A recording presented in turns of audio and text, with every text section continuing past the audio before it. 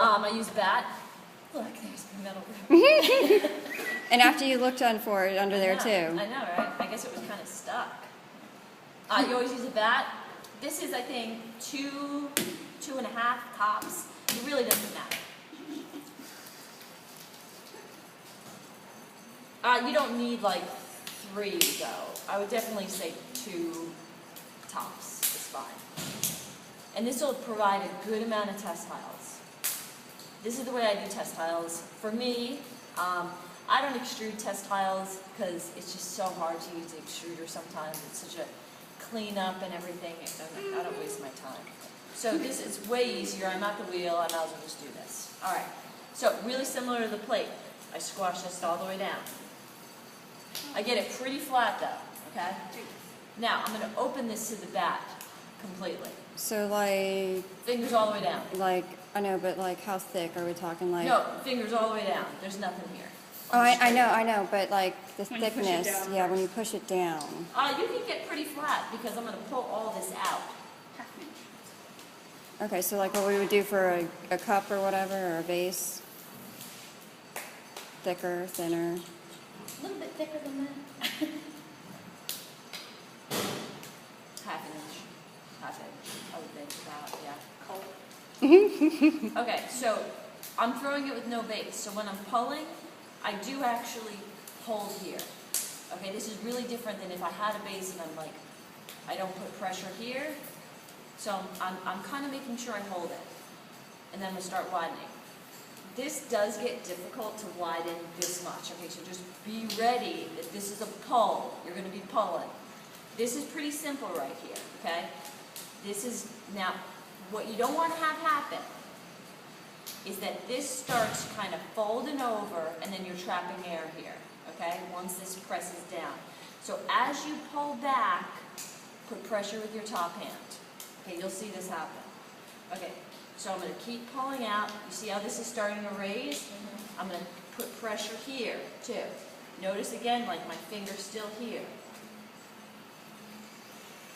Okay, so that's my fingers sliding against the bat. Okay, it's just scraping. I was going to say, file it down. Still. Okay, I'm going to compress that down. Now, this last time, if you pull this too much, the whole ring is going to come off. Okay, because there's no surface area holding it. So this is where it's really important to back that hand there and pull up. Okay? So that's just now a ring. This is nothing. It's gone. There's no base. All right. So I can even spread this out a little bit more. And from here, all I do is pull. Pull this up. I use my rib tool.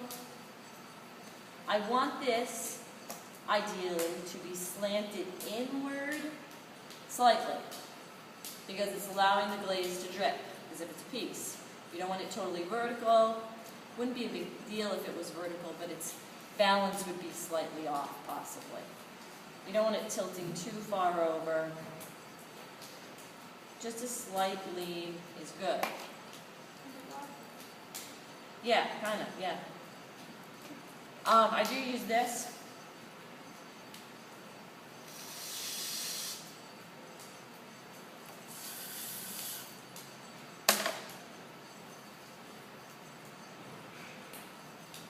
Okay. You guys have all got to kind of come up to see this. You got to see the interior. Okay. You see how the interior right now is like a straight wall? That's not going to be good. It's not going to sit nicely. You see how that's positioned? Right. Okay, so I need to go in with my fingers on the inside and kind of push in to this wall. So I'm giving it like a little ledge for a seat. Yeah. Okay, you see now where that is? Yep. A little ledge there. I'll let you do anything. Just going to re-steady it, and I'm going to clean it so everyone can really see it a little bit better. So you want us to dig into the clay? A little bit, just groove into it. Just groove into it. I was going to say, I don't think I'll have a I'm problem going with to kind that. of like show where that ends. Okay, so you see how that's now like this? That's going to help it stand. Yeah. once this sets up, all I do is use my knife and just cut. So this is basically one of these. Now, if you want to see what your glazes are going to look like with texture on them. Then I would cut and then maybe like add 2 needle lines or something like that. Okay, after. I usually don't Not throw. at this point. Sometimes, like, see this one I threw with a little bit of curve. I don't really feel like it did anything. Sometimes people will be like, well, I know I throw, you know, I want like this. Yeah, So I'll do a small area like that. but not entirely because you also want to see Right, what it you looks want like a smooth area too. Okay. Yeah. So however you want to do it. This pops off, I'll let this dry and then I cut. This is just way easier for me. If you have issues though with the throwing, this might suck for you. What are we letting it dry to? Huh? What are we letting it dry to? About leather. Leather is like a good, whenever you can cut them and just pop them off. You could wire cut this if you want,